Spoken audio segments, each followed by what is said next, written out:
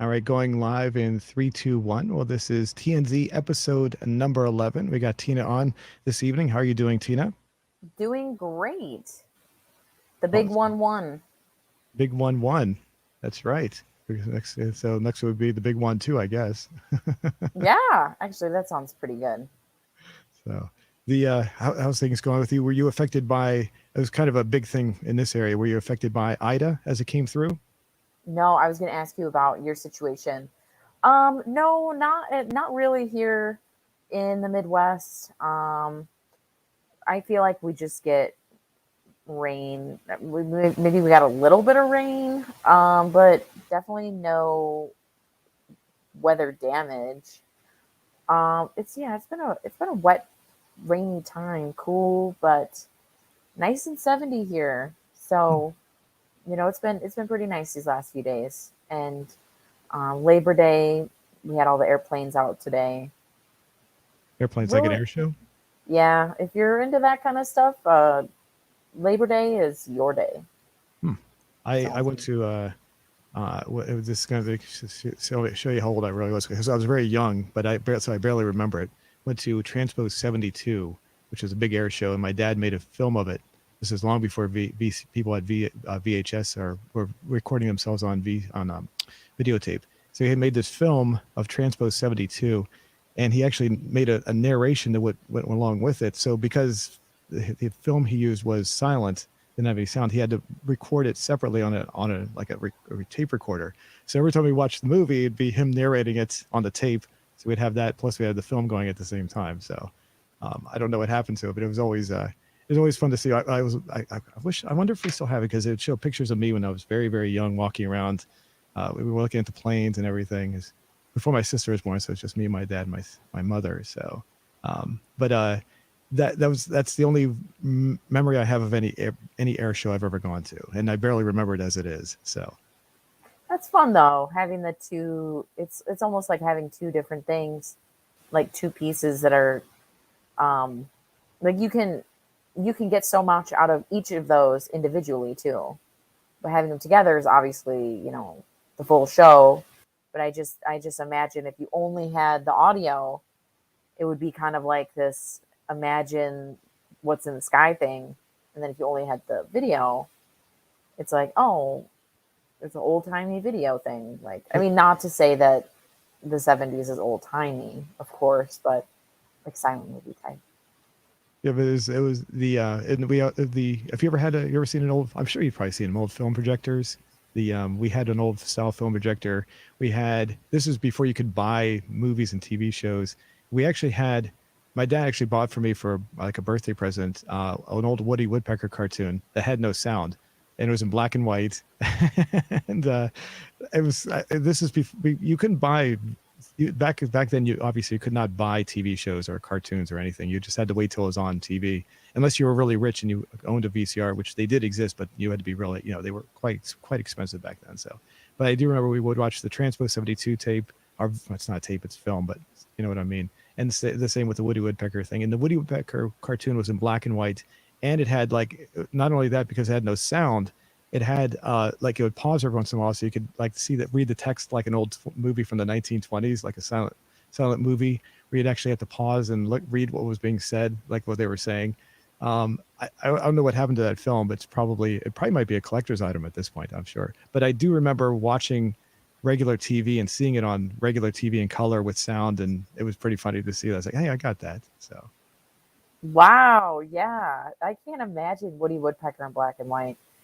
That's because he's got, the blue and the blue body and the red chest, I think. yeah, Um, yeah, but yeah. Go ahead.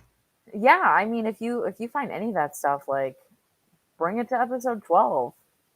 Yeah, I'll see if I can. I honestly think though, I'm pretty sure when after my parents got divorced, we lost a lot of stuff during the 1980s. So unfortunately, a lot of that stuff is gone now. So, but if I do find it, I definitely will.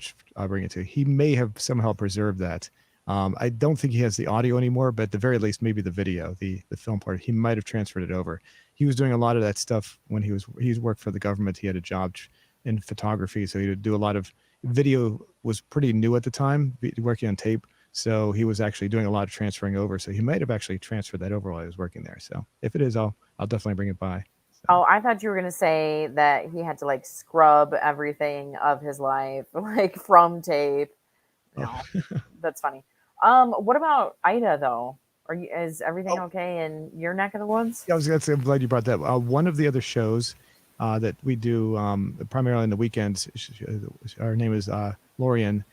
She lives in Mississippi. She was the only person that was really greatly affected by it. That as part of this network of shows that we do. But it wasn't too bad. She just lost. I think she lost power for a little bit, and maybe the Wi-Fi went down for a little while. But that wasn't too bad. The worst thing that happened was to one of my radio affiliates in New Jersey. They actually, apparently, I don't know how this works exactly, but one of the managers there has the computer that takes all the feeds from everything, like my traffic reports, is actually in his home in his basement, and the whole basement got flooded. It was a total loss. So he sent me a message on Thursday saying we can't take your reports anymore. I'll get back to you to let you know when we're going to be starting back up again. And I was like, oh my goodness. So I just sent him an email saying, I hope everything works out for you and everything. So, but that was probably the worst thing out of everything that's related to me. As far as the DC area, it was rainy. We like 2 storms came through really that were pretty bad, but not bad enough to even take out the Wi-Fi. It was just pretty, mostly like just a regular thunderstorm that you would hear. And then it just went away, and there was a little bit of flooding on the roads, but nothing that bad. New Jersey got hit. I was surprised how New Jersey and New York got hit so bad. With the rain, it's like almost like it skipped past DC and Baltimore and just right to New York. So Yeah, that is surprising. I was surprised as well. I figured DC would just have it, just with the natural course of the path or whatever. But that's good. I'm glad for you. I'm not so glad for your friend. yeah, So I'm a little worried because of, well, I know they'll recover eventually. I'm just a little worried because eventually this means that there would be probably a little less revenue coming in for a little while till they get everything back up again. So, but yeah, it's understandable. But yeah, it's not gonna, it won't affect the business that much, but it does. Every little bit does help every once in a while. So, for sure. so the as far as the weather used to do around in the 70s, is that right? Did it, Yeah. so you actually gotten a little bit cooler then, right? Yeah. It's what did I see? It's like that time of year where you get one really cool day and then your brain thinks, oh, it's fall now. So then you start wearing pants and it's like, oh, psych, it's actually going to be 90 in 2 days. So put the pants away. Still got to wear your shorts. And that's where we are right now. So it's kind So of in you're that middle ground.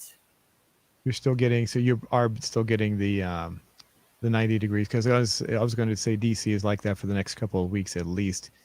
In fact, it gets so hot sometimes that they'll actually let kids out of school early because it can get so hot during these first early during all the way up through like mid, even late September. Sometimes it can be really hot. So Wow, I mean, that would be nice back then. It's pretty hot.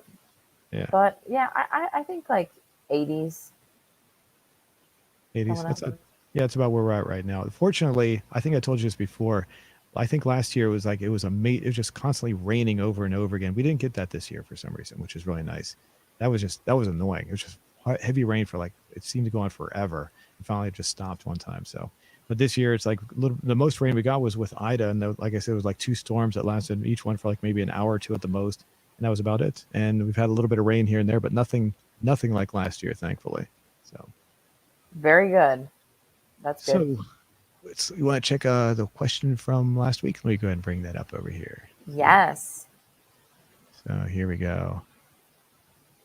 Do you have what it takes to go on a high speed chase? And 78%, which I believe people are just bragging here because I don't think that's real, but I think they could do it. I believe they're answering truthfully. I just don't think that they could actually have it, though. That's what I mean. With overwhelmingly yes, 14% with no, and 7% with depends. So, yeah. Yeah, I think I said this last week, last show that yeah, if you're going on a high speed chase, the cops are not gonna. You're gonna be they're going to get you. Most likely. I mean, they're very well coordinated nowadays. I mean, they have the helicopters, they got the cars. The cars are much better than they were. Like comparing this to the movie we did this for in 1971. Cars back then did not have the handling, and they didn't have the helicopters that could go up as quickly as they do nowadays.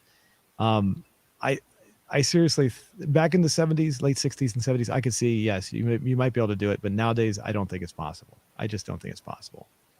No, you got to have nothing to lose. You got to have nothing to lose. You're going to try it today. Yeah, and you'd have to really know the roads really well. I mean, because the cops are they'll be on top of you. They got GPS, they got everything, so everything's against you on it nowadays.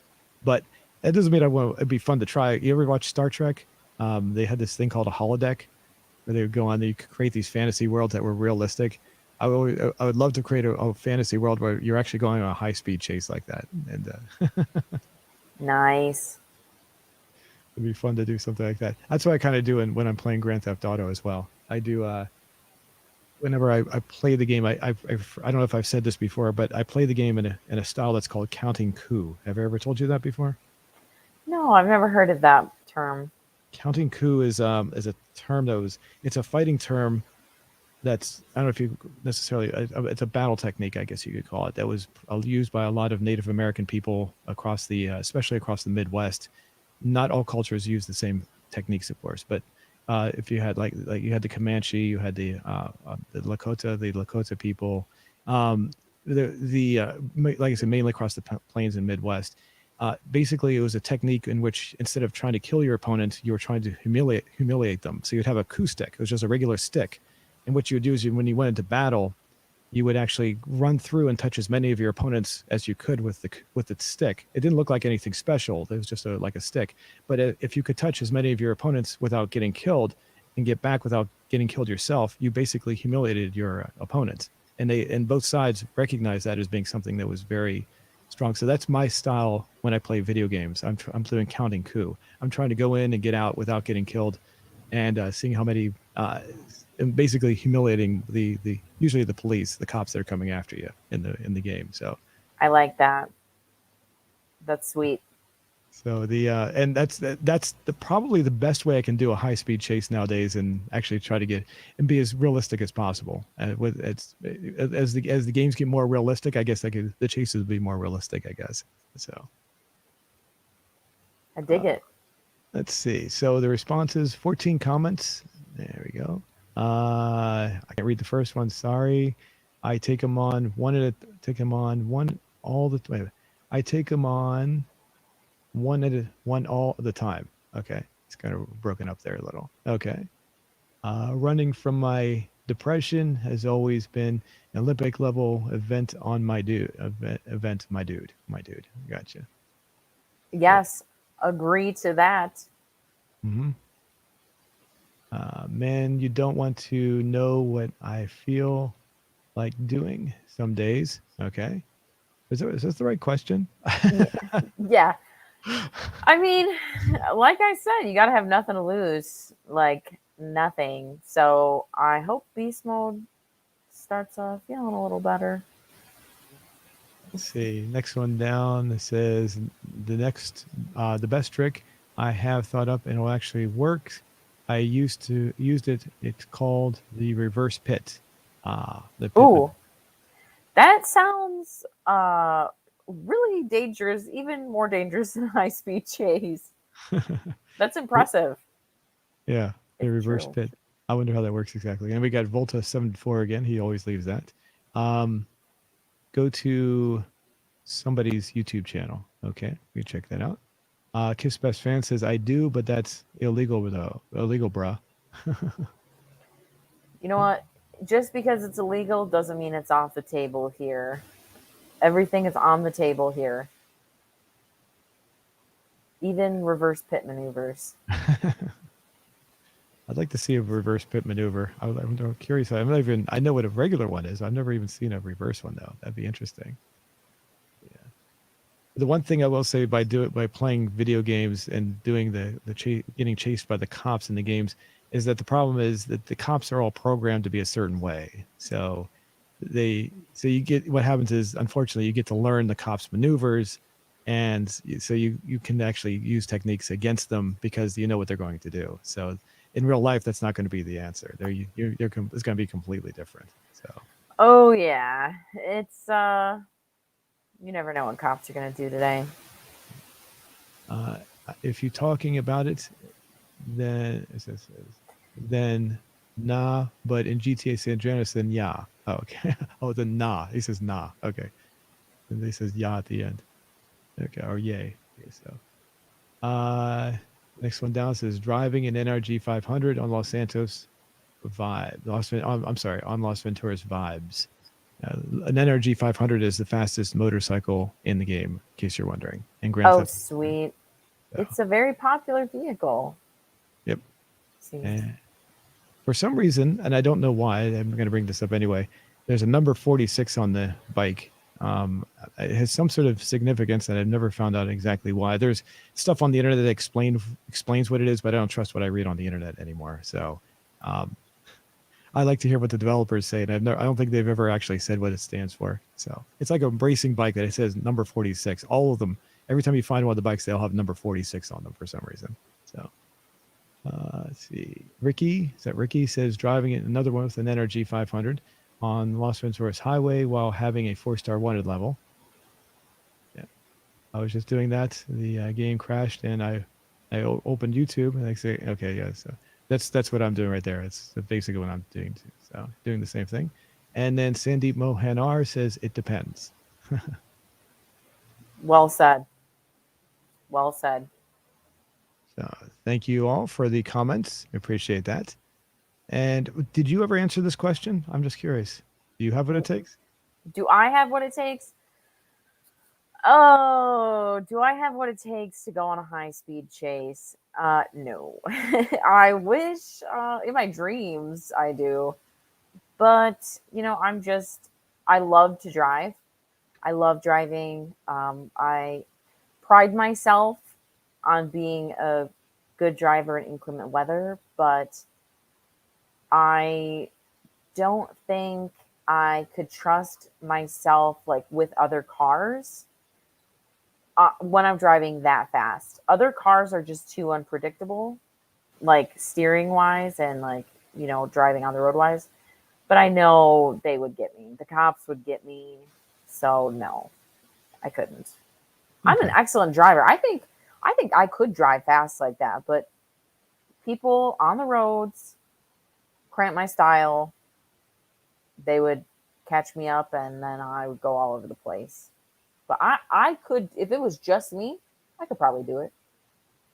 I I think Maybe. I might be able to I might be able to elude the cops for a little while. If it was say back in the late if it was the mid to late 90s. And the reason for this is because that's back when I first started working in traffic I was doing my traffic stuff. But just before that, I had worked as a courier. So I was driving on the roads all the time. So I had all these little shortcuts I always planned out when I was driving around from different parts of the city, from Virginia to Maryland to DC. And the shortcuts that there were actually roads that were actually hidden, which is kind of, little ramps here and there that you could actually skip around. And I had these, I wouldn't, I might be able to use that to my advantage for at least a short stretch. I don't know how long, but nowadays I'm not so sure because all those little roads and shortcuts may be blocked off. They may have changed things around a little bit, so I don't know if I'd be able to do it now. But back then, because I had such a hands-on experience with the roads every day, I might be able to actually pull it off for a little while. So Nice. With all your nice cars, you'd be able to do it, no problem. with the problem is with my cars, they stand out like a sore thumb though. They True. you need something that's like a regular modern car that doesn't have anything special to it. Just a very bland looking car that's like what they call a sleeper car. Sleeper, like it's extremely high performance, but it looks like something that you're just like a mom is taking their kids to soccer practice or something like that. So I just looked up a sleeper car. That's so funny. Uh, I know exactly what you mean now. when I was younger, was going to get. We talked about the Ford Pinto, right? Didn't we? Yes. I was going to get a Ford Pinto, and I was going to put a big engine into the car. I didn't have the time to do it, but I was going to put a large engine into the car because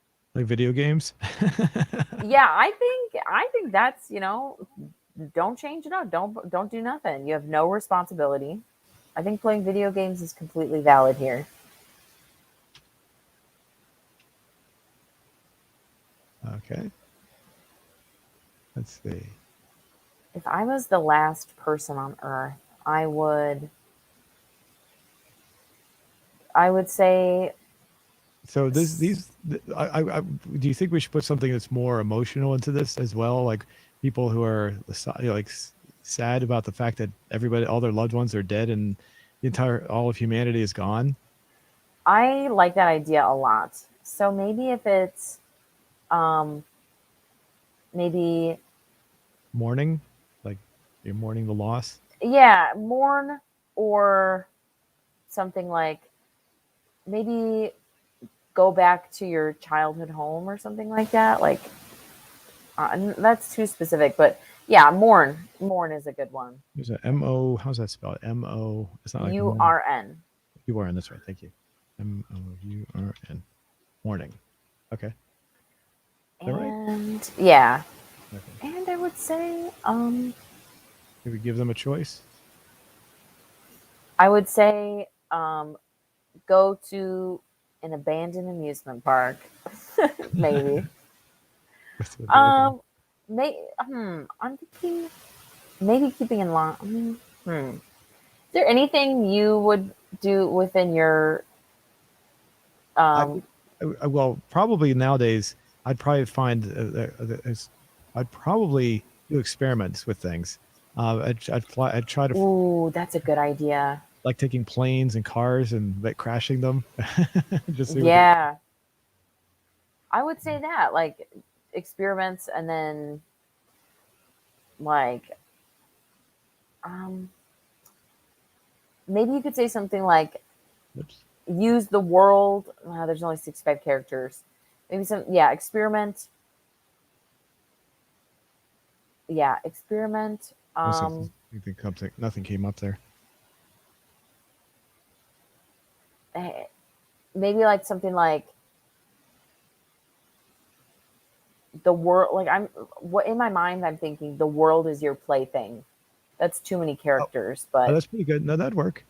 Yeah, experiment. Uh, uh, uh, um, we put in parentheses, the world is your plaything. How's that? yeah, yeah, if that fits. Yeah, that should work.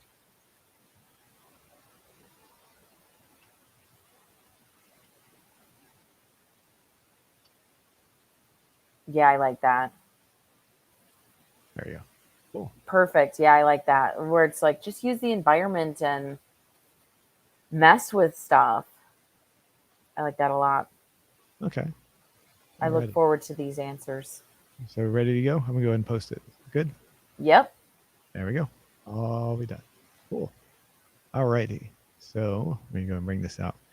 So the movie we're going to talk about is the Quiet Earth from 1985. And since you had never seen it before, why don't you give me, or give us, I should say, your impressions of it?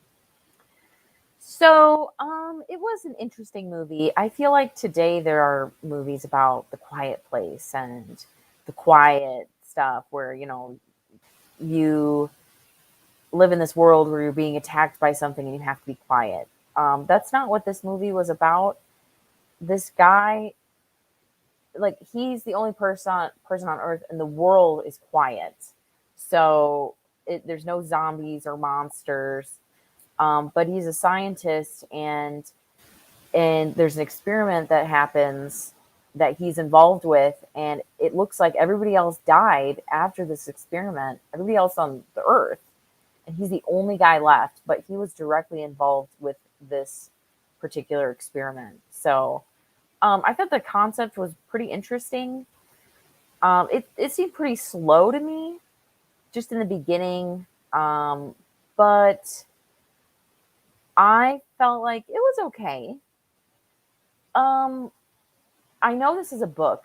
I'll get to that later, but I think it would have been better if you could imagine some of these things on your own, because there were moments where I'm like, I wouldn't have done that this way. But this is a guy who hates people. He's a scientist. He's kind of a grumpy guy, and he thinks by having a coincidentally, he's like, oh, this is the best thing ever. There's nobody here. This is my Well, I don't paradise. think what I don't think he thought it was the best thing ever. I don't think that. Well, okay, yeah, he doesn't. And He by the way, doesn't think that, but the actor's the by the way the actor's name is Bruno Lawrence. The only reason I bring that up is he's kind of a well-known actor. He's passed on, but he was a well-known actor in New Zealand where the movie came from. So okay, yeah. Well, he definitely entertains himself in these first like week or so. As he's exploring things and letting people know, he puts out a transmission of like, hey, if you are alive, if there's anyone else here, please contact me. But he has fun with it. Then it gets pretty boring and pretty lonely, and then you kind of, once that settles in and all the fun is done, and okay, you've explored these cool buildings, you got to goof off, then you really realize that this world is giant and you're the only person there. It would make anyone go mad.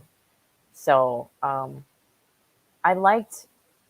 I mean, I liked parts of it, but it was okay. Do you want to add anything to the beginning of that? yeah. Well, basically it's like three acts. The first act is him by himself. He's discovering the world, um, Right. and so he comes to a realization. It turns out later on you learn that he actually killed himself because he thought what he was doing was wrong. So when and the whole concept is now, of course, I gotta say that there's no real science behind why everyone disappears. You just got to live with it. You just got to go with the idea that everyone just disappears because it doesn't make any sense. The idea is that everyone dies, but obviously if everyone just, or not dies, they just disappear, I should say, they just vanish, they're just gone, they don't actually die, they just disappear.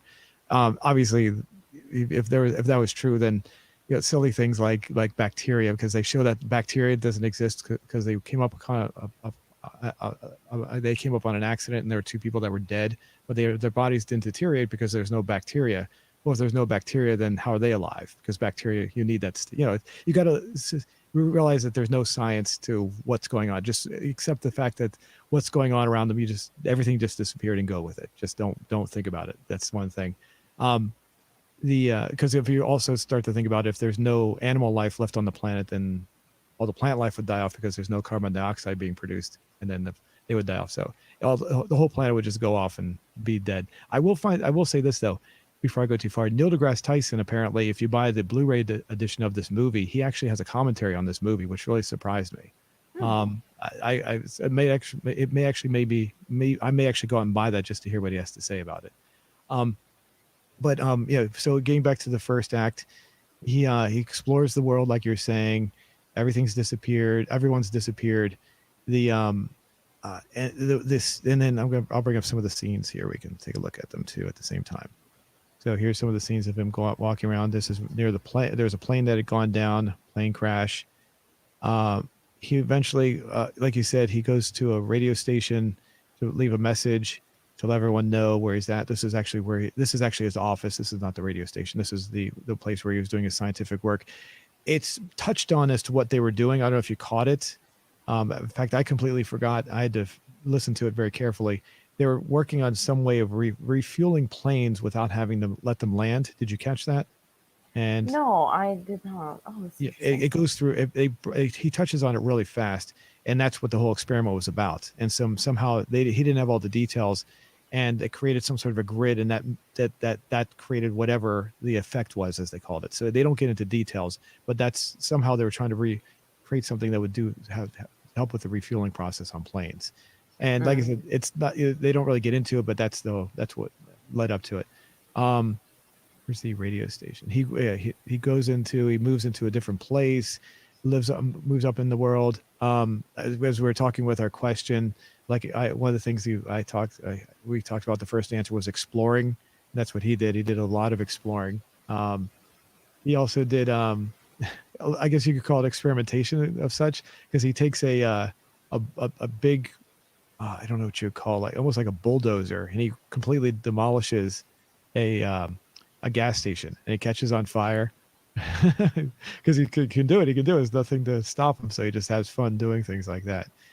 Basically, you don't know at the beginning that he tried to kill himself. They don't make that obvious, and it would be the interesting thing about it is, um, if he tried to kill himself, why, when he woke up, why did he not try to kill himself again? Because the plot needed him to stay around so they could do all these things, obviously. And because if he really tried to kill himself, he would probably try to do it again. Instead, he just gets up for work like nothing happened, like he didn't even try to do it. He just goes around and explores everywhere. The other thing that you got to remember, everyone, the effect they determined was that if you died at the moment that the effect took place, somehow that rejuvenated you and brought you back to life. So is that almost comes across as like some sort of fountain of youth? If does that mean if you died of cancer, your cancer would be cured instantaneously? You know, it's like at the very end of the movie, he dies a second time. He's in an explosion. His body is obviously blown apart, but he comes back completely intact. So, you know, how much of this, you know, you got to suspend disbelief on that, you know, as far as how that works exactly. But eventually during the second act, he meets a woman. The actor in this, I said was earlier, is Bruno Lawrence. He's like I said, a well-known actor from New Zealand, where this was made. He was also one of the writers of the movie. So, and it was based on a book, and I remember, I've not read the book, but the book itself was apparently different. Do you know anything about the book? No, I don't. It would be really good to read, though. I'm interested in reading it. Apparently the book is different in the sense that it's more like a looping of time rather than everyone disappearing. I don't know the exact details, but at the very beginning of the movie, when he wakes up from in the morning, there's also a lot of nudity scenes. So I have to be very careful here, where he's walking around completely naked. So if I say anything, I'll try to get off it pretty quickly. I'll stay out of this just to be safe. But when he first wakes up, the clock says something like 6:12 or something, and that's in the book. 6:12 is actually a relevant thing, but they don't make it relevant in the movie. But they decide to show it. I don't know all the details because I've not read the book either. So, anyway, get to the second act, and he meets a woman. Oh, wait, before we get too far, I thought the speech was pretty interesting. This is where he starts to go crazy. And he gets all these tape recorders lined up, and he basically makes himself the president of the world, essentially. And he gathers all these images of all these different people. And at the very end, he becomes very quiet and emotional, and he realizes that he's the only one left. And he says he's the president of this quiet earth or something to that effect. And that's where he pauses, and then all the power just goes out at that point. And he realizes that he's alone at that point. And at that point that happens, you can actually start to hear the lab where he was working out of. You can actually hear it off in the distance. Before that, you couldn't really hear it because of all the noise, the ambient noise. But from that point forward, you can hear it periodically. It's the only thing that has any power that's left where they are located at. So I thought the speech was pretty interesting, very emotional, and you could tell he's really captured the idea of being alone pretty well at that point. He realizes at that point that he's there and there's no one else there for him. He's just by himself, and you could tell he was very distraught about the whole thing. So Definitely. Then there's the religious aspects to it as well. And let's see. Oh, here we go. Yeah, here's the scene where he's destroying the gas station with the bulldozer. Oops, I'll turn it down a little bit. It's a little too loud. I don't know if you can hear that. Yeah, there you go. I'll run this real quick. Oops. Oh, that was the baby carriage. Yeah, there we go.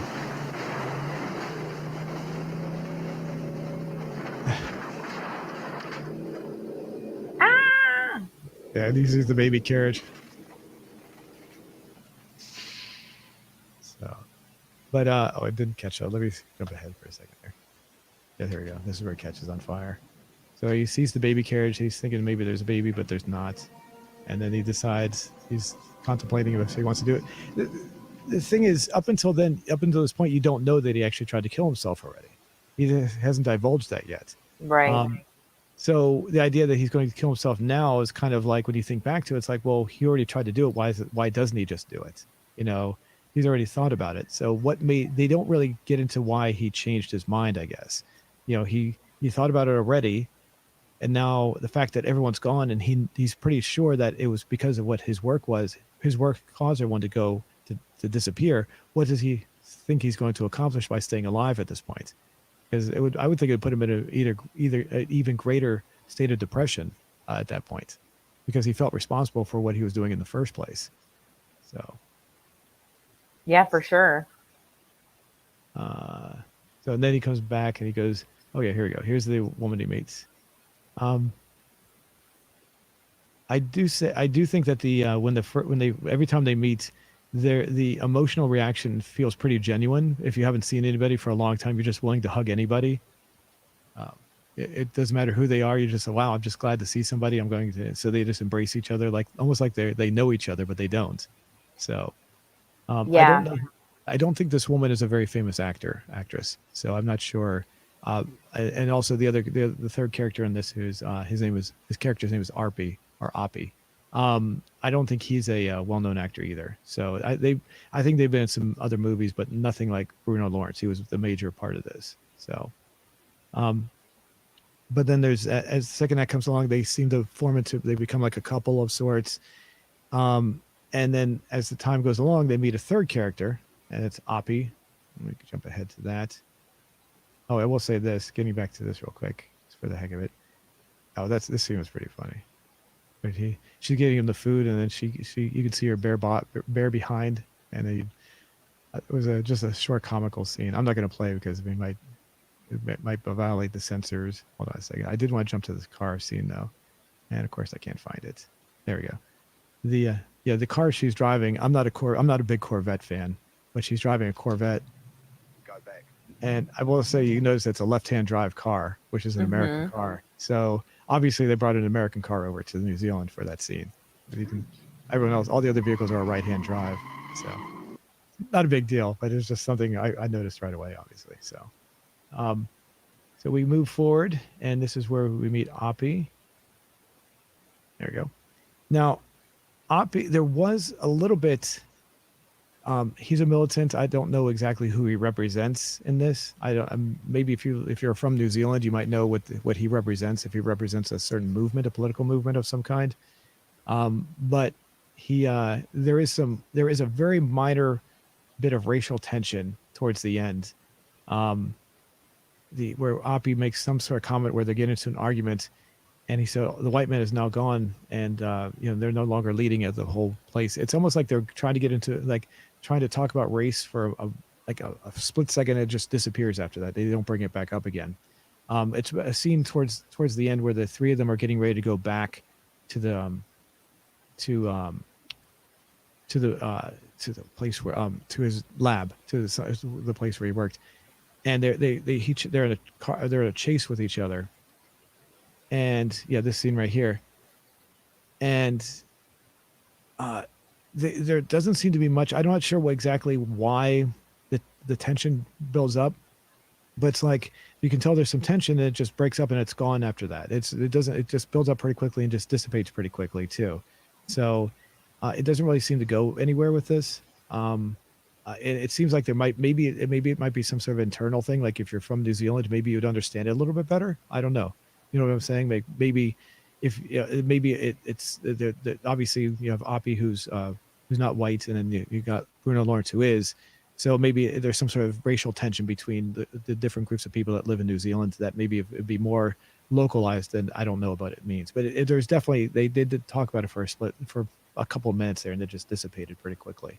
But as the movie goes along, I saw this movie when I was probably about 17 for the first time, and as I said earlier in the show, I had this fantasy of what it'd be like to live if I was the last person left on the world and on the planet, and that's why this movie appealed to me back then. So I'm watching this and I'm looking at it and I'm going, as I'm watching the movie, I related more to Bruno Lawrence's character, So as the story progresses, it becomes obvious that the woman involved, her name is I'm looking at this, her character name is Joanne. She decides to go with Oppie at the end. I'm like, oh no, you don't, you want to go with Bruno. You want to go with Bruno because that's the guy related to better. So I was hoping the two of them would hook up at the end, but it turns out it was Oppie and her. So it's only because I was relating to them. That's all. Relating to them more than anyone else. Um, but the that part of the story, I don't know, it wasn't really touched on very much because it seemed like they were when it was just the two of them before they met Oppie. It seemed like they were going to probably become a couple and have a relationship. But then when Oppie came in, it kind of went in a different way. And I don't know if they really handled it that well as far as how the relationship goes. It didn't seem like they really wanted to focus on that. What do you think about that? You mean their friendship? Well, Or it's like it seemed like they didn't really, it wasn't the relationship aspect. It seemed like they were going to have a relationship, and then when Oppie came in, it's like it kind of split up, and the people who wrote the story didn't seem to know where to take it at that point, I guess. I don't know, you know what I'm saying? yeah, I feel like they didn't want it to become a focus of the love triangle as much as like the meat of the movie, which was the death, them dying, and what that meant. And it's I feel like it didn't necessarily need explaining what, like, oh, girl meets guy, a girl leaves guy for another guy, original guy is mad, like, you know what and then there was that chase scene with the cars and stuff. I feel like had they dipped into that a little more, they would have kind of changed the direction of the movie. So but I do agree, it kind of like leaves you kind of like, what, like, like it didn't close that well enough. So it kind of feels like it's still open, and then it's kind of confusing. Hmm. So that So was left in the air with kind of left up in the air on that one. I guess the most important question, well, not the most important question, one of the most important questions is, how do you feel about the ending of the movie? so the end of the movie, he, you know, he dies, he kills himself, and you're taken after that to this totally different world now. Um, and at first, I was really confused by what it meant, and then I was like, okay, this is another quiet Earth, but this one looks really scary. Yeah. And this one looks like, yeah, it's such a cool shot.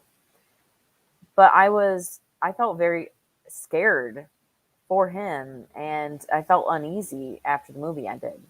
And that doesn't happen very often, where a movie leaves you feeling uneasy or kind of like it's not confusion, but I was like, oh my god, what's gonna happen to him? Not in a suspenseful way, as in like, oh my god, like, did the killer get him or whatever? Not like that, but it's more of like in a broader sense, like where is he? What is happening to him? Like, is he gonna be okay? Um, the movie does have religious tones after like looking it up a little bit. Like this is like, I don't know much about Catholicism, but if his first reality was hell, having committed suicide, he kills himself again. Now he's in another layer of hell. Like this is a second hell, like, and that's really scary. So I thought the ending was good. It took a little bit of thinking and figuring out what exactly it meant, but the anxiety was there, and I feel like that was the intent of, like, he's not in paradise. It looks cool, but he is not in paradise. Yeah. And I liked the ending. I thought it was pretty good. Okay, that's cool. I always, I never quite envisioned what the ending was supposed to mean. I just kind of liked it. So I always thought that they left the ending open for anyone's interpretation of what they thought it meant. So I uh, do think that too, but like I definitely feel like had I not looked it up, I feel like I still would have liked it. And I didn't completely understand what the religious parts meant or how that tied into religion. I feel like that is very interpretive. But in Catholicism, it is a very big sin to commit suicide. So the consequences of that, are huge in the first part of the movie, the first hell he's in. But now he did it again, and this is very significant. This is huge. And he thought he was alone the first time. Now he is very alone Yeah, and scary. and how is he going to? So what? Where did you read that? Where did you read? You said you read this. Where did you read that? I read it on Wikipedia, just clicking around on some other sites of, you know, ending analysis. What does the ending mean of the Quiet Earth?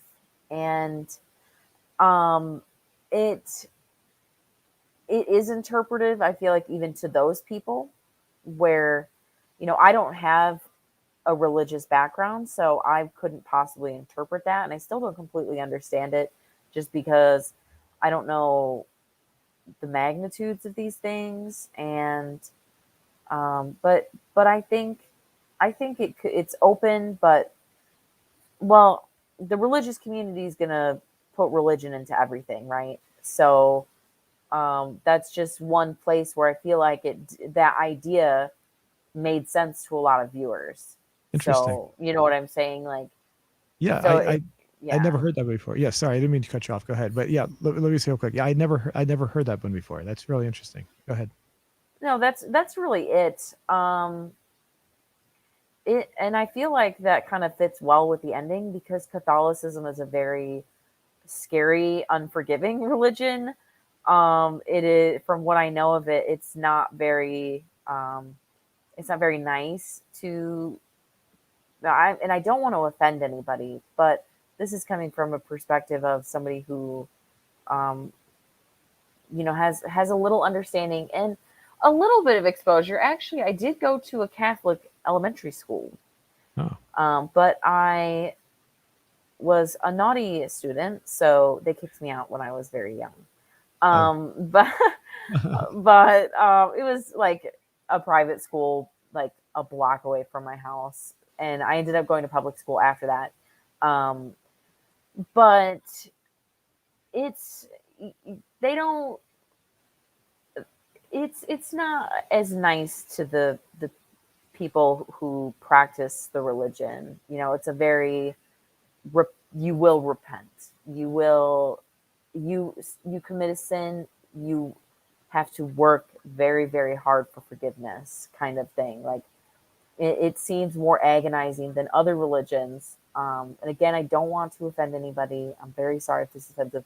Feel free to correct me and give me a better understanding. Um, and if you do watch this movie, would love to know what your thoughts on the religious aspects of it are. But um, if that is the case with Catholicism, I definitely feel that dread and anxiety with this ending.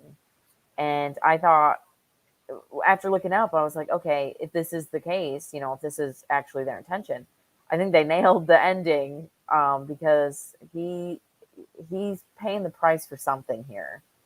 And I mean, who knows if there's other people there? I get the impression there's nobody there. yeah, That is the very quietest earth. yeah. And now that you bring it up, I mean, I knew they made religious references throughout the movie. I just never tied them together to this. Is what you're saying here. That's kind of interesting. All the years I've seen this, I've never really considered that at all, to be honest. Uh, like there's the part where what's her name, Joanne and Bruno Lawrence are talking, and he talks about how what everyone just disappeared, or I think she says, or God just blinked or something like that and made everyone disappear, something like that, and they just disappeared. They're questioning whether or not it was the science or whatever that actually, if you could call it science, it made everybody disappear, and maybe it was just they said God just made everyone disappear. Maybe, who knows? They never actually finally, they never actually make it specific that maybe maybe the scientific experiment was what caused it, but there's also the possibility that maybe it was a religious thing that caused it as well. So that's interesting. And of course he goes into the church. He takes his anger out on the church and starts blowing it up with a shotgun. So I mean, yeah, I remember all those scenes. I just never really put it all together. I just never really and like you, I went to Catholic school. I went to for 4 years from third to sixth grade, and after that I went to public school, so I never went back. So, but I never got kicked out though. So unlike you. Oh yeah, me, the kindergartner that got kicked out of school. I'm also not a religious person either. So it's just at the time it was just something my parents thought was good for me, and they eventually they said, "Would you want to go back to public school?" And I said, "Yeah, I'll go back to public school." So seventh grade and forward, I just went back to regular school. So. You know, public school's not that bad. It's not that bad. I had a lot of fun. Now, before we go too far, I did want to talk about the score on the movie. I thought the score was really whoever composed that did a really good job. I don't know how you felt about it, but the music was really good, very unique, very. I mean, it really made the movie flow. That's something I've never heard anything like it as far as for any other movies. It felt like it was all its own as far as how it really captured the mood and the tone and everything in the movie pretty well. So yes, very tailored to the film, emotionally, sequence wise, helped the flow exactly. Now, one other thing I want to talk about, and I actually said this before we started the show today, is I actually watched another movie, just so we could prepare for this. Is the movie right here? I'm bringing it up on the screen. The World, the Flesh, and the Devil, which came out in 1959. This movie, I was watching some other people review The Quiet Earth, or just talk about it like we're doing on YouTube, and they one of them, or at least one or two of them, brought up this movie, and they're convinced that maybe The Quiet Earth is a remake of this movie. So I watched it just for the heck of it, and it's very similar. I got to say, it's very similar. Harry Belafonte is the main character, and he meets eventually he's the last one left on Earth. Then there's a woman, and he meets a man. There's a lot of racial tension though in the movie because Harry Belafonte is black, and the woman he meets is a white woman, and so there's a lot of racial aspects, like he should not be allowed to be with the woman because she's a different race, and the man that he meets is a white man, so it's the attitude is that it should be those two that get together. And for me, it's like I don't see race that way. I guess obviously there was a 1950s, so it was looked at a lot differently. I guess that would be very prominent for that era, but not for me. It doesn't seem. It seems like kind of a dated idea for me. I mean, I was raised with the idea that it doesn't matter who you are. You just you don't look at people based on race. So, but the movie was very, very heavily based on race, and also at the very end, or towards the movie, as the movie progresses, I should say, the woman, as the movie progresses, she decides who she wants to be with, and she decides she wants to be with both of them at the very end, which is kind of a weird ending. They just walk off holding hands. What? Okay, that's weird. So, the difference is the reason everyone disappears in that movie is it's because they have some sort of atomic bomb, and it's some sort of weird bomb that dissipates over 5 days. So the reason the three of them survived is because they were in an isolated area where whatever the radioactive activity could not get to them, so they didn't die. So it dissipated over 5 days. So after that, they could come out and they were perfectly fine. Like that makes any sense, but it's you need to accept that for the plot. So yeah. So but I definitely could see that this is very similar in the way the story is handled, but like except for the racial aspect. It's very much a very racial movie talks about race.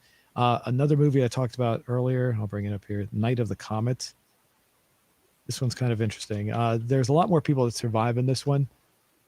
Came out the year before The Quiet Earth, 1984. This is one where you have two Valley girls who they're the last two left on Earth. So, yeah. And what they do is they go around. I can't remember. It's a large city. I want to say Los Angeles, but I'm not 100% sure. And they go on, like I said, a shopping spree, so to speak. They're not buying anything. They go to a radio station. They start playing their own music on the radio station.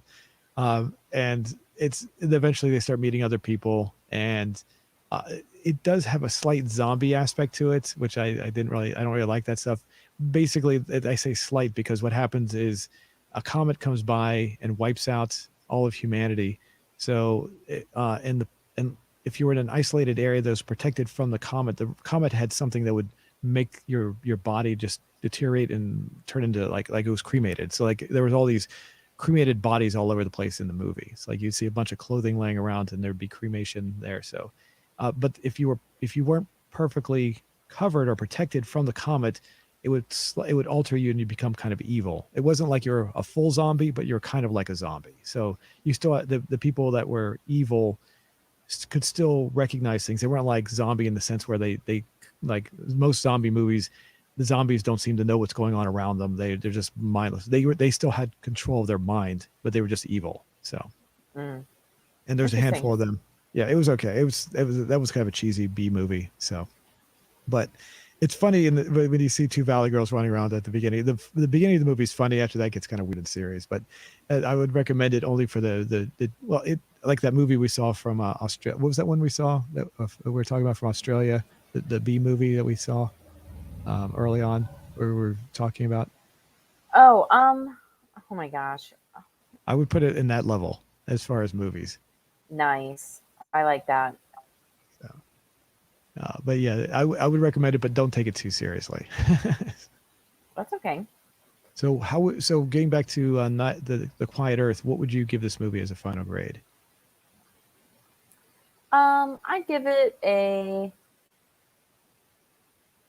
I'd give it a 6.5. 6.5. Okay. And for you, a 5 is still pretty good, right? Yes, a 5. So a 5 for me is uh, a average movie. It's just that's like all right. It's a good, it's a fine movie. It's a fine movie. I say it's better than just like an average movie. Just because it's interesting. It's something that makes you think, and it is fun. And I think with the religious overtones in mind, the religious parts of it in mind, it is a pretty cool concept. And I think that's important for movies too. And I liked the acting. I thought it was a good movie. Okay. Yeah, that So the so Bruno Lawrence, I think Bruno Lawrence is a good actor. How you think the other two were pretty decent, is what you're saying as well? yeah, Joanne was the redhead's name. I thought she was okay. But I did like Oppie a lot, and I thought them playing as their roles was. I thought they did a decent job. I Okay. liked Oppie a lot, so I was reading some reviews online before this as well, and people were saying that they didn't like the acting in this. And Bruno Lawrence seemed to be really good, but the other two I could see maybe a little weak compared to him. He definitely was very stronger compared to the other two. I didn't think they were bad though. But then again, I have a bias because I saw this movie when I was much younger, and so back then I didn't look at things more objectively. So I'm looking at this from more of a nostalgia point of view. So I might not be able to see it as well. So yeah, I thought. I mean, yeah, I think those reviews are like I think that's accurate. okay, well I would probably give it. I'd probably give it about 7.5. Nice, that's good. So alrighty. Cool. Yeah, I liked it, and I would say if you're interested in this concept, check out the book also, which is I think it's just called The Quiet Earth, also Yes. by Craig Harrison. Is that who did it? Okay. Yep. The car that's in this, I should know. I think this is a Holden. It's not a Monaro, and I only bring this up because I always talk about cars all the time. But I my I can't remember what this. I want to say it's. I'm not going to hold up on this, but it's a Holden, and I can't remember what kind of car it is. Holden is the Australian and New Zealand version of a General Motors car. We have GM in the United States. They have GM owns the Holden company in New Zealand and Australia. So I think most of New Zealand's cars come from Australia anyway. So, but anyway, I just wanted to bring that up. It's the only car in there that would be a aside from the Corvette, which would be a high performance car that was in this movie. So that stood out for me. And I should know what it is. I just can't remember. So It's a anyway, cute little car. I liked it. hmm let me bring up the question we had from earlier today. See what kind of are earlier in the show here. Let me see here. Yes, I'm very Oops, no, my mouse isn't excited working. to see. There we go. Oh, my mouse is stuck. Hold on. There we go. Okay. So, what would you do if you were the last person on Earth? 66% was exploring. Next one down, we have experiment. The world is your plaything, 12%. 10% with playing video games. uh, 9% go on a shopping, stealing spree. And only 2% with mourning. Wow. That might come later. That might not be top of mind. I would think that would be honestly, I would think that would be at the top of everyone's mind. I really would. I mean, I would think that people would be like depressed with, oh my God, my family's dead. My loved ones are gone. Especially if you have a wife and, if you're married, I mean, if you have a spouse, I should say, kids. I mean, they're all gone. Hey, we got priorities. We got to go check stuff out. So Sandeep Mohan R says, just explore the world. What's greater than that? That's it. Yeah. Not that's one of the joys of life is having all these things around you and you know being able to go on a drive and take a second to smell the roses, look at everything, the finer things in life. Mm-hmm. All righty. Well, that was pretty good. So, all right. Well, thanks everyone for participating in the poll, and thanks for listening to our chat. If you have any more questions or comments, you can always leave them in the comment section below, and obviously we'll check the results for the poll for next week as well. So, all right. Anything else you want to add before we wrap everything up?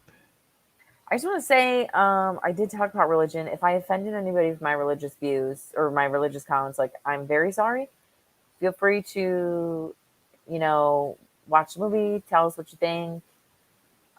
Always open to feedback on that type of thing. I don't want to speak for Zoom, but I feel like the last thing either of us want to do is offend. So, Yeah.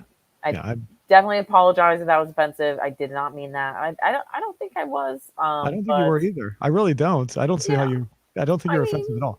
I don't know. I mean, I'm just putting it out there, just because religion is sensitive to some people or not. So, but other than that, yeah, check out next week. We got a cool movie coming. Not sure what yet, but we're cooking up something good. Okay. All right. Thanks everybody, and we'll see. And thanks again for being on, and we'll see you then.